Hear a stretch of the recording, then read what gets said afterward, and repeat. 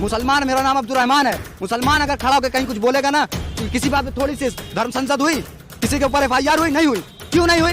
क्योंकि वो हिंदू हैं। अगर मैं एक मुसलमान ऐसी बात करूंगा तो मेरे ऊपर UPA लगेगा और मैं जेल के पीछे 2 साल 3 साल रहूंगा। क्यों नहीं? विश्वास है क्या? क्यों नहीं है? तो कैसे भगवाधारी हम मंच से कह रहा है कि कत्लेआम कर दो और 20 लाख मुसलमानों को? वो उनका विचार हो। जैसे CAA NRC के मुद्दे पे हम लोग जब फंडामेंटल राइट्स की बात कर रहे थे, शोषित दलितों की बात कर रहे थे, तो मेरे ऊपर 25,000 का इनाम घोषित हुआ। रुकिए, मेरे ऊपर हालांकि कुछ बच्चे अभी भी जेल में, हमारी माओ बहनों को मारा तक गया, तब भी अगर हम खड़े होकर ये चीज बोले, अगर ये बोले कि ये गलत है तो हमें भी मारा। बोलती है प्रज्ञा साध्वी बोलती है, तो उनके ऊपर UPA क्यों नहीं लगता है? हर मुद्दे पर फेल है। ट्रेनिंग को अगर ये गिरफ्तार करते तो मैं समझता कि ये दूध के धोए हैं भाजपा के लोग। बाकी सब लोगों से बात करते हैं। रात भर स्टेशन पे, बस स्टेशन पे, रेलवे स्टेशन पे सोते हैं, बहुत मुश्किल से ठंड में पहुंचते हैं। उसके बाद सुबह पता चले कि परीक्षा 4 साल में 9 बार पर्चा लीक। गंगा के नीचे जाके आप देखिएगा फोटो, कितनी लाशें पड़ी थी। कोरोना का भी रद्द नहीं हो रही, लेकिन गाइडलाइन ये आ गई कि 11 से 5 बजे तक कर्फ्यू। और ये BJP के हैं और सबसे यहाँ पे कलफदार कुर्ता पजामा, सफेद झक जूता जिसमें अभी कोई धूल भी नहीं लगा है, और ये एकदम चकाचक, क्या बोलते हैं इसको, जैकेट, सदरी चकाचक, और ये छोटा सा तौलिया और चकाचक मस्त। सत्ता में है? सत्ता में तभी तो सर। सत्ता में नहीं है, ऐसा नहीं है। अपनी मेहनत की कमाई है कि सबसे को बोलने का मौका दिया, BJP वाले को नहीं दिया। ये आपके समर्थक हमारा बड़ा पीछा करते हैं जी। हाँ, तो आप बताइए, अब आप आजमगढ़ में आपके लिए क्या माहौल है? देखिए, भारतीय जनता पार्टी केवल विकास पे अपना वोट मांगेगी और विकास ही उसका एजेंडा है। बीच में घुस जाता हूँ, विकास है मैं आपको बता दूं, मेरी बात सुन लें कि आजमगढ़ में हमारी केवल एक सीट है। एक सीट होने के बाद भी हम लोगों ने यहाँ पे पूर्वांचल एक्सप्रेसवे आपने देख ही रहे, पूरा हब बना हुआ है। यहाँ पे सड़कों का जाल बिछा है। दूसरा, यहाँ पे शिक्षा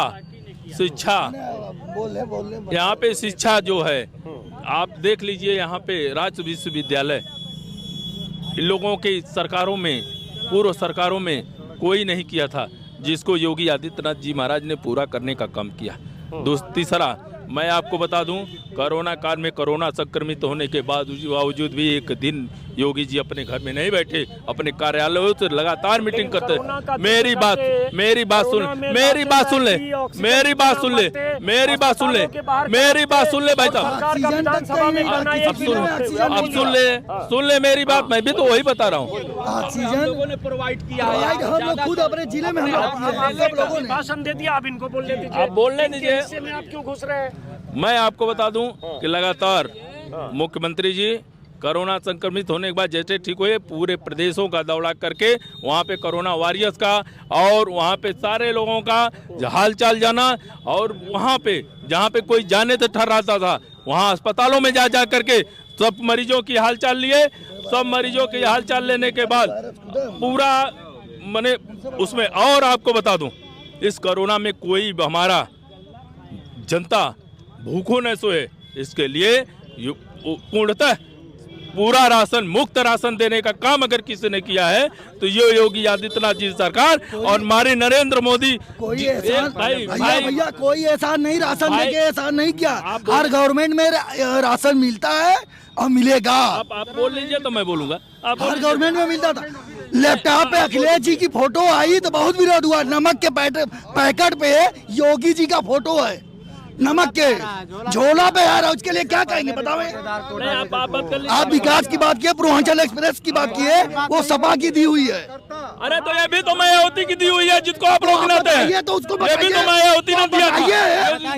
इसका न्यू तो मायावती ने रखा था। आप गलत क्यों बता रहे हैं? आप सही विकास बताइए। आजमगढ़ में अगर बीजेपी का कोच, अरे सबसे बड़ा वायरस कोई अगर मिला, की बात नहीं करेंगे, रोजगार की बात नहीं अगर कोरोना वायरस की आप बात किए तो यूपी के लिए सबसे बड़ा वायरस कोई है तो योगी जी है। और ये कहते हैं यूपी प्लस योगी, हम कहते हैं उपहार, यूपी प्लस हार।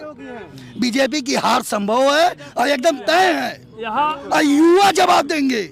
जो विकास ये कर रहे हैं तो कुछ नहीं, सब जुमला है, सब जुमला है। भाजपा वाली बात नहीं। यहाँ सबसे बड़ी बात यह है, जहाँ तक बात हो रही कोरोना की, कोरोना में सरकार यह कहती मरने वालों की संख्या कुछ नहीं, कहीं ऑक्सीजन नहीं घटा है। हम कैसे मान लें कि कोरोना काल में उन्होंने कोरोना को माना है?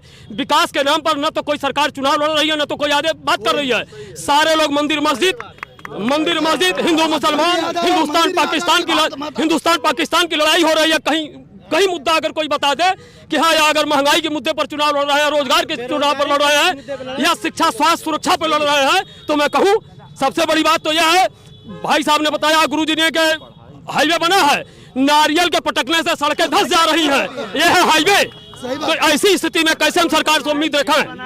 कैसे उम्मीद रखें कि सरकार बहुत बढ़िया काम कर रही है? इस सरकार में भ्रष्टाचार चरम सीमा पर है। मैं खुद एक आरटीआई एक्टिविस्ट हूँ, पत्रुराम विश्वकर्मा मेरा नाम है। होम्योपैथिक विभाग में 2018 में नियुक्तियां निकली थी, लगभग हजारों नियुक्तियां मैंने संविदा गिरफ्त कराया है। उसके बाद भी सरकार उन लोगों पर, भ्रष्टाचारियों पर, नियुक्तिकर्ताओं पर एफआईआर दर्ज नहीं करा रही। माननीय लोकायुक्त में मामला अभी लंबित भी है। अभी यही सीआरओ साहब है, एक आरटीआई पर इन्होंने मुझे नोटिस भेज दिया, सीआरओ साहब के आपके खिलाफ मुकदमा दर्ज कराएगा। ऐसे ऐसे हमारे जिले में पीसीएस अधिकारी हैं, ऐसे ऐसे अधिकारी पड़े हैं जो आरटीआई एक्टिविस्टों को धमका करके जो है कि सूचना नहीं देना चाहते हैं। समझ गया मैं आपकी बात। ये कलेक्ट्रेट मायावती के समय बना है? नहीं, सपा की सरकार में बना। आजमगढ़ में जो किया है सपा ने किया है। कलेक्ट्रेट तो अंग्रेजों ने बनाया था, जब खराब हो गया तो फिर से बन गया है। फिर से ये अखिलेश की सरकार में बना है, अखिलेश की सरकार में। आप युवा हो, जरा 2-3 युवा भी आगे आ जाइए, 2-3-4 युवा आगे आइए। की बात सुनिए, का मुद्दा भी। आप नेताजी जाइएगा नहीं, अभी रहिए। अभी ये भाजपा वाले ना रोजगार पे बात करते हैं, ना यही रहिएगा, ना रोजगार पे बात करेंगे, ना महंगाई पे बात करेंगे। सारी परीक्षाएं लीक हो रही हैं, इनसे भी पूछ लिया जाए कि परीक्षाएं क्यों लीक हो रही हैं, ये इनके पास जवाब नहीं है। 22 में अखिलेश यादव आएंगे, युवाओं का रोजगार जो है पूरा तरीके से, शिक्षा के मामले में भाजपा फेल है। भाजपा शिक्षा का मामला एकदम जीरो कर दी है। अच्छा ये बताइए, अब 1 मिनट रुकिए, जरा इधर आइए, थोड़ा दूरी बनाइए, एक घेरा को बड़ा करिए, इधर ऐसे ही रहिए, रोशनी इधर है, जरा कैमरामैन इधर आइए, सामने आइए, जरा इधर सामने छोड़िए, आप इधर आइए, युवा इधर आइए, थोड़ा सामने छोड़िए इधर रोशनी के लिए। कहाँ गया युवा जो बात करता? आप इधर आ जाओ, फ्रेम। कौन बोल रहा था जैसे युवा? 3-4 युवा आ गया हो, 3-4 युवा को रहने दीजिए आगे, अब बाकी सब लोगों से बात करते हैं। अब जैसे ये रोजगार और परीक्षाओं का जो पर्चा लीक हो रहा है उसकी बात कर रहे हैं भाई। 4.5-5 साल में 5 प्रतियोगी परीक्षाओं के पर्चा लीक हो गए। टीईटी का तो अभी वो 19 लाख स्टूडेंट जब पहुंचे परीक्षा सेंटर पर पता चला कि पर्चा लीक हो गया।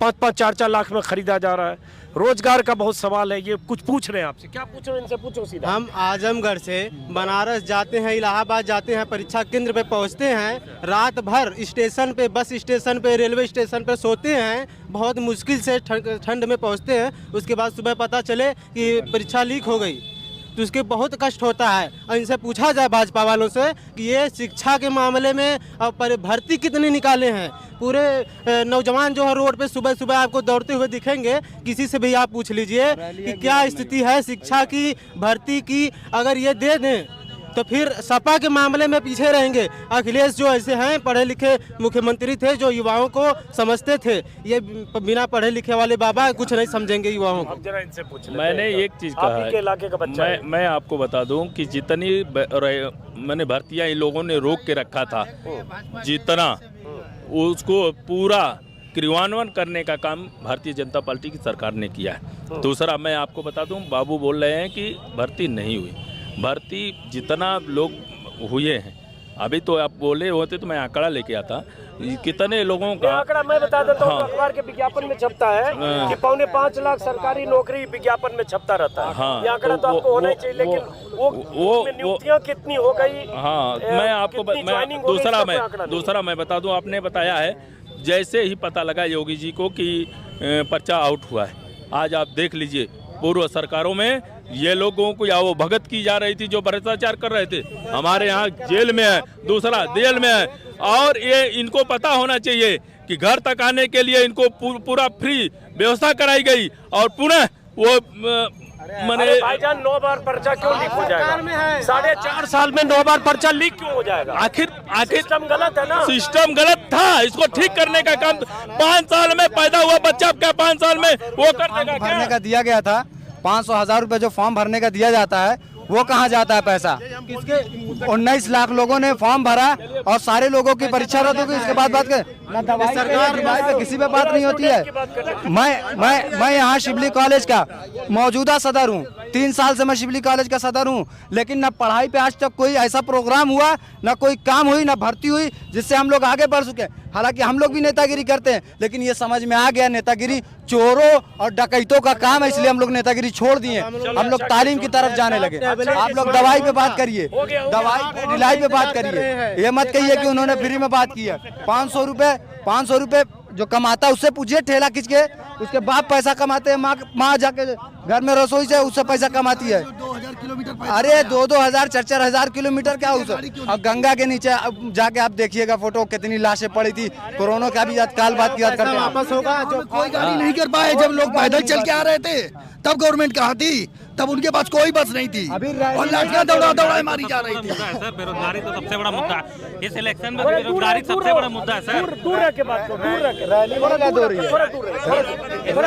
तो सबसे बड़ा मुद्दा बेरोजगारी है। युवा एकदम जोश में है, बेरोजगारी मुद्दा है। अगर हमारे पास रोजगार नहीं रहेगा तो हम करेंगे क्या? 22 इलेक्शन हमारे पास मौका है, हम बदलाव चाहते हैं और बदलाव इंशाल्लाह होगा। रैली रद्द नहीं हो रही है, लेकिन यहाँ चुनाव में सबसे बड़ा मुद्दा रोजगार। रैलियां रद्द नहीं हो रही है, थोड़ा पीछे रह के बात। रैलियां रद्द नहीं हो रही, लेकिन गाइडलाइन ये आ गई कि 11 से 5 बजे तक कर्फ्यू रहेगा और शादी में 200 लोग जाएंगे, रैली में 5 लाख लोग आएंगे, 10 लाख लोग आएंगे, तब कोरोना ओमिक्रॉन नहीं फैलेगा। और बात अरे बाबा जो है, अगर विकास का काम करते, लोग साथ देते, अब कोई भी आवे, कोई भी सरकार आवे, काम करे, हम उसके साथ डंके की चोट पे खड़े रहेंगे। अगर हम मुसलमान, मेरा नाम अब्दुल रहमान है, मुसलमान अगर खड़ा होकर कहीं कुछ बोलेगा ना, किसी बात पे थोड़ी सी धर्म संसद हुई, किसी के ऊपर FIR हुई? नहीं हुई। क्यों नहीं हुई? क्योंकि वो हिंदू हैं। अगर मैं एक मुसलमान ऐसी बात करूंगा तो मेरे ऊपर UAPA लगेगा और मैं जेल के पीछे 2 साल 3 साल रहूंगा। आपको इस बात को मानना पड़ेगा। एक नजरिए से देखिए, एक हिंदुस्तान की तरीके से हिंदुस्तानी मुझको देखिए। नहीं, बिल्कुल गलत नहीं बोल रहा हूँ। मेरा एक भाई आजमगढ़ में मौलाना ताहिर मदनी साहब 4 महीने जेल में रहे और ये हमारे साथ के युवा, हमको भी लगाया गया लेकिन हमें नजरबंद किया गया। उनको 17 दिन जेल में डाला जाता है। कैसी आप बात करते हैं? CA NRC इतनी बड़ी वो ला के पूरे उसके मुल्क को कर दिया जाता है। सवाल पूछते हैं, देखिए एक मिनट थोड़ा पीछे हट के बात करिए। अब जैसे ये युवा एक बात बोला, एक मिनट थोड़ा पीछे रहिए। बेरोजगारी और उसके सवाल के साथ एक मिनट एक बात जो ये बोला, आप बीजेपी के नेता हैं, एक तरफ ये कुछ युवा और कुछ और लोग हैं। एक बात तो इसने बोली कि जैसे हरिद्वार में, एक मिनट रुकिए, हरिद्वार में धर्म संसद हुई, उसमें दर्जनों महंत महामंडलेश्वर भगवाधारी मन से कहते रहे कि मुसलमानों को काट देना चाहिए, 20 लाख मुसलमानों को काट दो, सैनिक बन जाओ, शस्त्र में जैते और न जाने क्या क्या कहा। और ऐसे भगवाधारियों ने महात्मा गांधी के लिए गालियां, अश्लील शब्दों का इस्तेमाल किया। लेकिन अगर सही बात है कि अगर मुसलमानों की कहीं ऐसे पंचायत हो जाए और इस तरह की बात हो जाए तो सब पर UAPA और सेडिशन लग जाएगा। वो सारे भगवाधारी रोज वीडियो वायरल कर रहे, कोई फर्क नहीं पड़ रहा है। तो ये सबका साथ सबका विश्वास तो नहीं है नेताजी। देखिए, मैं आपको बता दूं, मैं इस विचार से मिलान नहीं करता कि ओवैसी क्या बोल रहे हैं या कुछ साधु संत क्या बोल रहे हैं। ओवैसी तो वही बोल रहे हैं, आप देख लीजिए क्या बोल रहे हैं। लेकिन मैं इस पे विचार नहीं, मैं जो भारतीय जनता पार्टी की सरकार है वो सबके साथ सबके विश्वास के साथ चलती है। मैं आपको बता दूं, सबके साथ सबके विश्वास, सबका साथ सबका विकास, सबका विश्वास सुनने में अच्छा है, लेकिन उसमें मुस्लिम है क्या सबका विश्वास में? विकास नहीं बोल रहा हूँ, वो तो योजनाओं में आप देंगे, विश्वास है क्या? क्यों नहीं है? तो कैसे भगवाधारी आप मन से कह रहा है कि कत्लेआम कर दो और 20 लाख मुसलमानों को वो उनका विचार होगा। तो आप वो सरकार का प्रचार नहीं। मैं कहा क्या ओवैसी की गिरफ्तारी कराऊं? उनके ऊपर FIR किया जाए। जिस तरीके से CAA NRC के मुद्दे पे हम लोग जब फंडामेंटल राइट्स की बात कर रहे थे, शोषित दलितों की बात कर रहे थे, तो मेरे ऊपर 25,000 का इनाम घोषित हुआ। रुकिए, मेरे ऊपर 25,000 का इनाम घोषित हुआ। हमारे राष्ट्रीय महासचिव ताहिर मदनी साहब को 19 लोगों को जेल में डाला गया। और पूरे देश में लागू होना चाहिए। गरीब बच्चों को 17 दिन 4 महीने, गरीब बच्चों को 17 दिन 4, जिनको ऐसे जेल में डालने के बाद ऐसी धाराएं लगी कि उनके माँ बाप का पसीना छूट गया उनको छुड़ाने में। हालांकि कुछ बच्चे अभी भी जेल में हैं। हमारी माँ बहनों को मारा तक गया, तब भी अगर हम खड़े होकर ये चीज़ बोलें, अगर ये बोलें कि ये गलत है तो हमें भी मारा जाएगा। तो बस कहने का मतलब यही है, नजरिया एक होना चाहिए। संविधान सबके लिए एक है, चाहे वो कुछ भी हो। समझ गए आपकी बात, समझ गए। ये बताइए, वो जो लोग थे जो ऐसी बात कर रहे थे, उनकी गिरफ्तारी होनी चाहिए कि नहीं? क्यों नहीं होनी चाहिए? लेकिन उनकी भी होनी चाहिए जो कार सेवकों पे गोली चलाई थी, उनकी नहीं होनी चाहिए। वो यहाँ पे सांसदगिरी और नेतागिरी करो, उनकी नहीं होनी चाहिए। उनका भगत होनी चाहिए। जो कार सेवकों पे अयोध्या में गोली चलवाए थे, जो आज परमानेंट बोल रहे थे ओवैसी, उनकी गिरफ्तारी नहीं होनी चाहिए। एक मिनट रुकिए, ओवैसी एक मिनट रुकिए। पहले ओवैसी ने जो बोला उसका आधा बयान काट के चलाया जा रहा है। उसमें उन्होंने बोला किसी मुस्लिम के साथ कुछ बदसलूकी थाने में की गई, उस संदर्भ में काट के चलाया जा रहा है। लेकिन अब हम बाबरी मस्जिद जाएंगे तो कहीं और जाएंगे। ऐसा कुछ नहीं है भाई साहब, मैं आपको बता दूं, जितने भी सरकार सुप्रीम कोर्ट की अपमान, मैं आपको बता दूं जितनी भी सरकार की योजना है, कहीं पे भेदभाव नहीं, कहीं पर भी भेदभाव नहीं है। जो हमारे हिंदू को मिल रहा है वही मुसलमान को मिल रहा है, वही ईसाई को मिल रहा है। हमारे यहाँ सारे लोग वही सब योजनाओं का लाभ ले रहे हैं, ऐसा कुछ नहीं है। दूसरा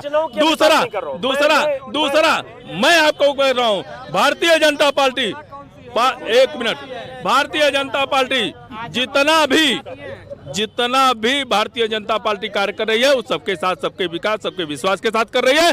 और ये फालतू की बात है जो ये लोग कर रहे हैं। मैं कह रहा हूँ कि जब कोई भी अगर ऐसी कृत्य करेगा तो उसे जेल में डालना चाहिए, चाहे ओवैसी हो चाहे साधु संत हो। मैं इस पे 1 मिनट का वो नहीं करता, लेकिन नहीं, क्यों नहीं डाला जाता? कहाँ डाला? क्यों नहीं डाला जाता? अरे साला 50 भगवाधारियों ने वहाँ क्या नहीं कहा? अरे सर, आप कहाँ हैं? हम यही हैं। आपको सोचना चाहिए, आपको सोचना चाहिए कि मच्छर और माफिया, सुनिए, मच्छर और माफिया दोनों समाप्त हुए, ये आपको सोचना चाहिए। प्रज्ञा साध्वी बोलती है तो उनके ऊपर यूपीए क्यों नहीं लगता है? जो भी भड़काऊ बयान, पीछे एक मिनट, एक करके थोड़ा पीछे। अभी तक गिरफ्तार किया गया। टेनी को अगर ईमानदार है भाजपा तो कल नहीं गिरफ्तार किया गया। टेनी का लड़का जब गिरफ्तार हो गया 302 में, तो अगर ऐसे बहुत ईमानदार है तो टेनी को गिरफ्तार करके दिखावे।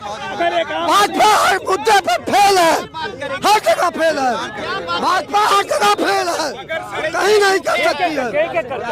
भाजपा हर मुद्दे पर फेल है। टेनी को अगर ये गिरफ्तार करते तो मैं समझता कि ये दूध के धोए हैं भाजपा के लोग, लेकिन आज तक टेनी को गिरफ्तार नहीं किए। अगर एक आम आदमी अगर किसी को धमकी दे और वो ये कह दे कि मैं बुलडोजर चला दूंगा, तो क्या अपराध नहीं है? क्या उसके ऊपर मुकदमा नहीं लगेगा? कैमरा के लिए आप बताएं। अगर हम किसी को धमकी दे कि आपका घर बुलडोजर गिरा देंगे, तो हमारे ऊपर अपराध नहीं है, मुकदमा नहीं होना चाहिए। लेकिन एक हमारा मुख्यमंत्री कहता है इस तरह से, उसके ऊपर क्या किया जाता है? और मुख्यमंत्री टेनी के बेटे के घर का बुलडोजर नहीं चलाता है। नहीं चलाएंगे ना, क्योंकि सारे टेनी के बेटे को एसआईटी ने माना कि सुनियोजित साजिश है। बाप आज भी मंत्री है, बेटा साजिश करे, बाप को न पता हो सकता है? कभी नहीं सर, यही तो बात है, यही तो बात है। ये उनके भाई हैं, सारे अपराधी बीजेपी में है, इसलिए कुछ नहीं हो सकता। अच्छा सुनिए, अब मैं एक सेकंड दोबारा एक शो रिकॉर्ड करूंगा। एक मिनट रुकिए, दोबारा करूंगा। दोबारा एक बता दीजिए, हमारी कहीं बतिया सही होगी तो कुछ माल उल भी मिलेगा।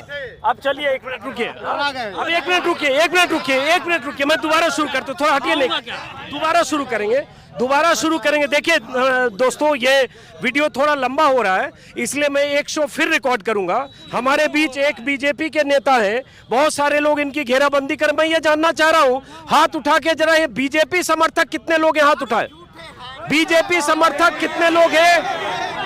बीजेपी समर्थक हाथ उठाए। 1 2 बीजेपी का सुपड़ा साहब, एक मिनट, एक भी सीट मिलने वाली नहीं है। 1 मिनट, बीजेपी समर्थक एक कैमरा उठाओ और 1 2 3 4 5-6 लोग बीजेपी समर्थक है और बाकी लोग अचानक, एक मिनट अचानक दो समर्थक आगे बुलवा के कोई बात नहीं, अचानक शुरू कर रहे हैं, इसलिए अब मैं इस वीडियो को दोबारा शुरू करूंगा, इस वीडियो को खत्म करता हूं और दोबारा एक बार ज्यादा से ज्यादा लोगों में बात करना शुरू करूंगा, बात करूंगा। और ये बीजेपी के क्या है, उपाध्यक्ष जी हैं, स्टूडेंट सब ने इनको घेर भी लिया थोड़ा। कोई घेरा नहीं है, सब हमारे भाई हैं। चलिए फिर शुरू करते हैं, फिलहाल इस वीडियो को खत्म करते हैं।